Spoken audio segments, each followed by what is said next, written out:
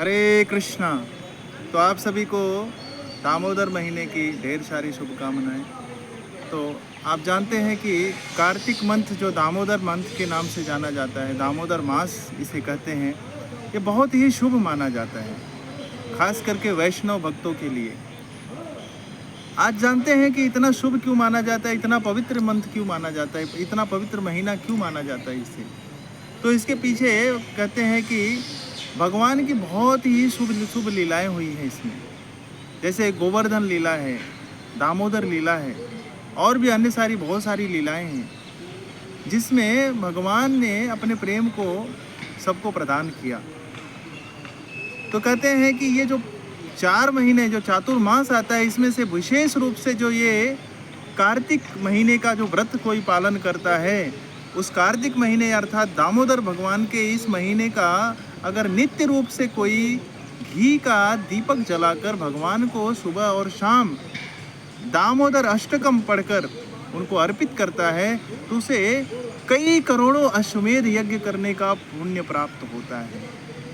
आप सब जानते हैं कि इस दुनिया में, इस संसार में इस समय कोई भी अश्वमेध यज्ञ नहीं कर सकता, बहुत ही कठिन है, या यूँ कहा जा सकता है कि असंभव है। लेकिन वही कार्य यदि हम कार्तिक महीने में केवल भगवान को सुबह और शाम केवल घी का दीप दान करते हैं, उतने से ही भगवान प्रसन्न हो जाते हैं और हमें करोड़ों करोड़ों, एक नहीं करोड़ों करोड़ों अश्वमेध यज्ञों का फल हमें प्राप्त होता है। तो आइए हम जानते हैं कार्तिक में कुछ नियम हैं जिन्हें हमें पूर्ण रूप से पालन करके उस तरह से हमें कार्तिक महीने का पूरी तरह से उसका लाभ लेना चाहिए। तो पहला नियम यह है कि हमें ब्रह्म मुहूर्त में उठना चाहिए। शौच इत्यादि स्नान के बाद हमें भगवान को दीप अर्पण करना चाहिए और दामोदर अष्टकम का पाठ करना चाहिए, और उसके बाद तुलसी महारानी को भी दीप अर्पण करना चाहिए। और उसके बाद जो है फिर भगवान की हमें जो भी सेवा करनी है, या उस समय हम भगवान की कृष्ण लीला पढ़ सकते हैं। भगवान की बहुत सारी लीलाएं हुई हैं, तो कृष्ण लीला जो भगवान की पुस्तक है, जो श्रील प्रभुपाद जी ने लिखी हुई है, बहुत ही सुंदर पुस्तक है जिसमें भगवान की बहुत सारी लीलाएं हैं। ये भागवतम का ही एक 10वां स्कंध है, जिसको कथा के रूप में प्रभुपाद जी ने एक ग्रंथ बनाया है, आप उसका पठन कर सकते हैं। और उसके पश्चात हमें कुछ व्रत लेना चाहिए कि मैं एक कुछ ऐसा व्रत लूँगा जिससे कार्तिक महीने में मुझे उसका फल मिले। तो कोई अपना कुछ प्रिय चीज़ उस महीने के लिए त्याग सकता है।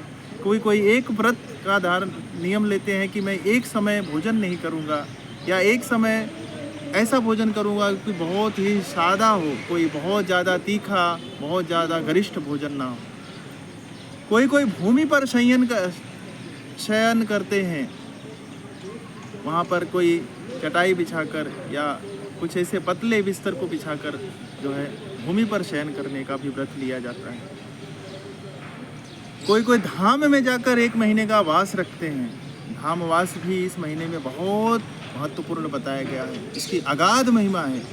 कार्तिक महीने में वृंदावन धाम में आप जाकर देखिए, करोड़ों करोड़ों भक्तों की संख्या आती है वृंदावन धाम में। कृष्ण बलराम मंदिर में दामोदर भगवान का, जहाँ पर प्रभुपाद जी ने रहकर ग्रंथों की रचना की, भगवान श्री राधा दामोदर का मंदिर है। और भगवान के जो गोवर्धन रूप, जो भगवान ने गोवर्धन लीला की थी, इसी महीने में गोवर्धन पूजा मनाया जाता है, और गोवर्धन की परिक्रमा लगाते हैं सब भक्त लोग।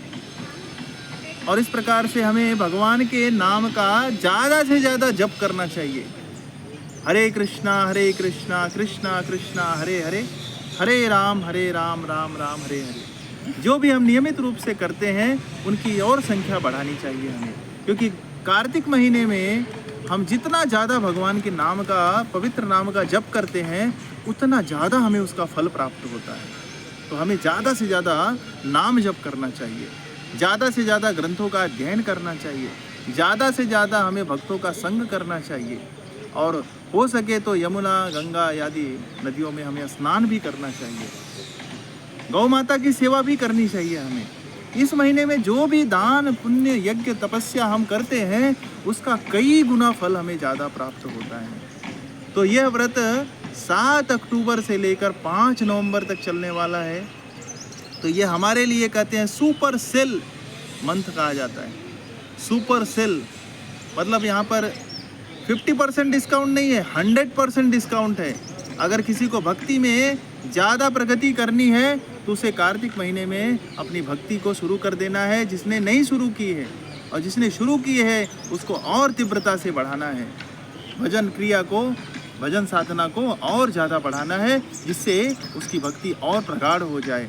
और भगवान श्री राधा दामोदर जो यशोदा मैया ने उन्हें ऊखल से बांधा था, जो लीला हुई थी ऊखल बंधन लीला, वो लीला के माध्यम से भगवान का नाम राधा दामोदर पड़ा।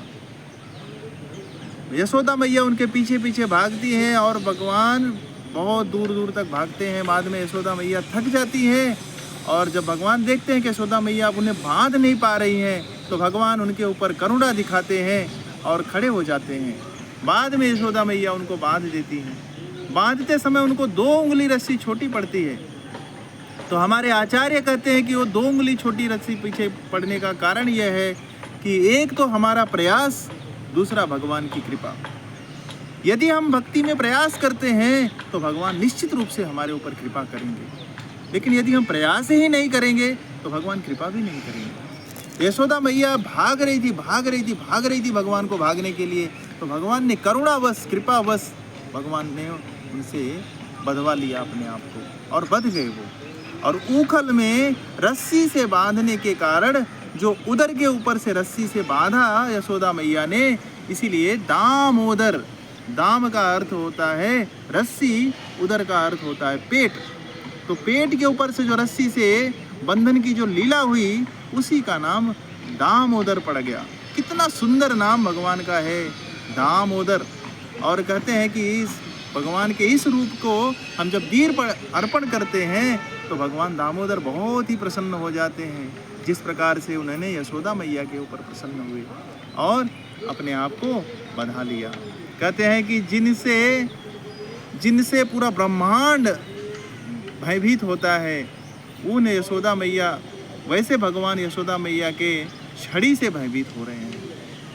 काल जिनसे डरता है, यशोदा मैया से काल को डराने वाले जो त्रिलोकीनाथ हैं, वो भयभीत हो रहे हैं, डर रहे हैं। ये क्या है? ये प्रेम है।